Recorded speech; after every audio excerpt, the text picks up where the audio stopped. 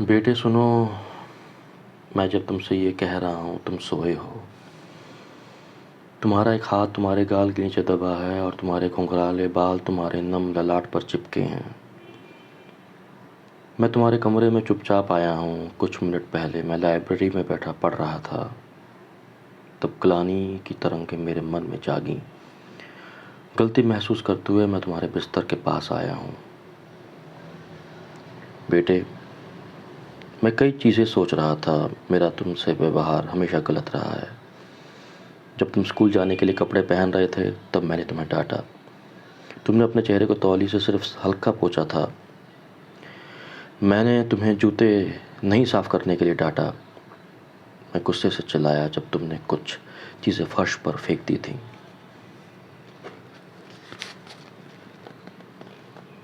नाश्ते के समय भी मैंने गलती निकाली। तुमने चीज़ें बिखेर दी थी। तुमने भोजन को निगल लिया था। तुमने टेबल पर कोहनियाँ रख दी थी। तुमने ब्रेड पर ज़्यादा बटर लगा लिया था। और जब तुम खेलने के लिए निकले और तुमने कहा गुड बाय डैडी, तब मैंने मुंह बनाया हुआ था और जवाब में कहा था अपने कंधे को पीछे रखो। ये सब फिर दोपहर के बाद शुरू हो गया। सड़क पर आने के बाद मैंने तुम्हारी जासूसी की जब तुम घुटनों के बल कंचे खेल रहे थे। तुम्हारे मोजों में छेद थे। मैंने तुम्हें तुम्हारे दोस्तों के सामने शर्मिंदा किया जब तुम घर जाते समय मुझसे आगे चल रहे थे। मोजे महंगे होते हैं और अगर तुम्हें खुद खरीदना पड़े तो ज़्यादा सावधान रहोगे। एक पिता की नज़र से सोचो बेटे। बाद में, क्या तुम्हें याद है जब मैं लाइब्रेरी में पढ़ रहा था तब तुम दबे पाँव मेरे पास आए और तुम्हारी आंखों में पीड़ा थी। जब मैंने पेपर से नज़रें ऊपर उठाई, मैं खिंचा हुआ था। तुम दरवाजे पर ठिठक गए। मैंने गुस्से में कहा, क्या चाहते हो? तुमने कुछ नहीं कहा। तुम दौड़ते हुए आए और मेरे गले के चारों ओर अपनी बाहें लपेट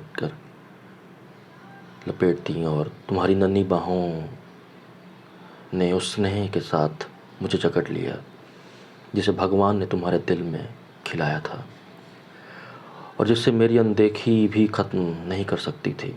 फिर तुम चले गए सीढ़ियों पर चढ़ते हुए। बेटे, ठीक उसके बाद पेपर मेरे हाथ से फिसल गया और एक अजीब सा डर मेरे मन में घर कर गया। ये आदत मेरे साथ क्या कर रही है? गलतियाँ खोजने की आदत, डांटने की आदत। मेरा बेटा होने का यही मेरा तुम्हारे लिए पुरस्कार था। ऐसा नहीं है कि मैं तुमसे प्यार नहीं करता, बस ये है कि मैं युवावस्था से ज़्यादा अपेक्षाएं कर रहा था। मैं तुम्हें अपनी उम्र के पैमाने से माप रहा था और तुम में कितना कुछ अच्छा है, प्यारा है, सच्चा है। तुम्हारा छोटा सा दिल उतना ही बड़ा है जितनी उन पहाड़ों पर छाई लालिमा। जब तुम दौड़ते हुए अंदर आए और तुमने मुझे प्यार से चूमा, तब वो दिल दिखा। मैं तुम्हारे बिस्तर के पास आया हूँ और शर्म से घुटनों के बल बैठा हूँ।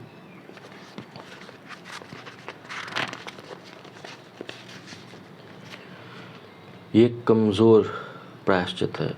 मुझे पता है तुम ये चीज़ें नहीं समझोगे अगर मैंने तुम्हें जागी अवस्था में बताया, लेकिन कल मैं एक सच्चा पिता बनूंगा।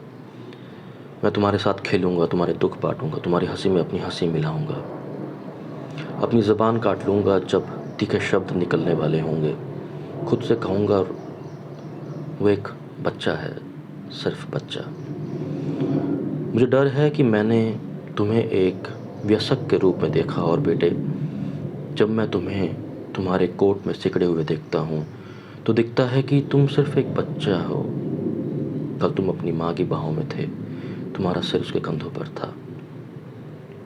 मैंने तुमसे ज़्यादा मांग लिया, कुछ ज़्यादा ही मांग लिया। लोगों की आलोचना करने के बजाय उनको स्नेह देने की कोशिश करें और समझने की कोशिश करें।